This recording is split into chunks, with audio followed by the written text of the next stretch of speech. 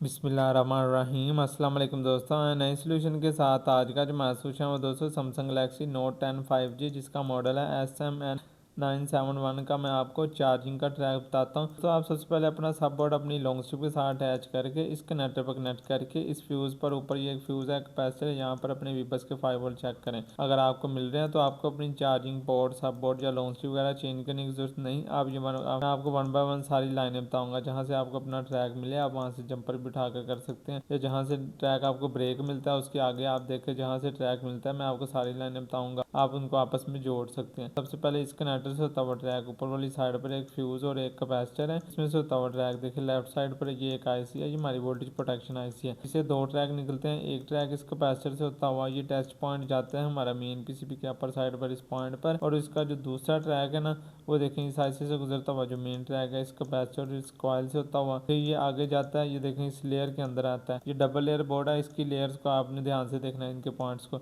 6 points हैं, इनमें से गुजरता हुआ ट्रैक फिर ये आगे चलता है। और ये देखें लेयर के ऊपर वाली साइड पर ये हमारे चार्जिंग का सेक्शन है, ये आईसी और ये आईसी हमारी चार्जिंग के लिए यूज़ होने वाली आईसी है। ट्रैक आगे देखें उस लेयर में से तवा इस कैपेसिटर पर आता है, ये ब्राउन कैपेसिटर इसके साथ एक दूसरा कैपेसिटर है, यहाँ से तवा ट्रैक इस आईसी से होता हुआ फिर ये देखें एक कॉइल एक कैपेसिटर है, ये भी हमारी चार्जिंग के लिए यूज़ होने वाली आईसी है। अगर ये ट्रैक इस कैपेसिटर से होता हुआ इस आईसी में मूव कर रहा है, ये हमारी चार्जिंग की आईसी है। हमारे वीबस के 5 वोल्ट इस आईसी में इन होते हैं और वीबट के बन गए देखें इस कैपेसिटर पर आउट होते हैं। अब इस कैपेसिटर पर अपने वीबट के 5 वोल्ट चेक करें, अगर आपको मिल रहे हैं तो ये आपकी चार्जिंग की आईसी ठीक है, अदरवाइज आपको चेंज या रिबोल करने की जरूरत है। और आप अपनी वीपीएच पावर ये देखें ये येलो कलर का ट्रैक है, इस कैपेसिटर इस कॉइल दो कैपेसिटर पर अपनी वीपीएच पावर देख लें, यहाँ पर हमारी वीपीएच जनरेट होती है। अगर ये ट्रैक इस आईसी से होता हुआ नीचे 3 कैपेसिटर हैं, इनमें से होता हुआ ट्रैक ये फिर इस आईसी से गुजरता है, इस आईसी से गुजरता हुआ ट्रैक ये देखिए नीचे एक रजिस्टर है, इसके साथ एक डायोड है, इसके साथ एक कैपेसिटर है, एक फ्यूज है, फिर दो कैपेसिटर्स हैं, इनमें से होता हुआ ट्रैक ये फिर हम जा रहे हैं इस लेयर में,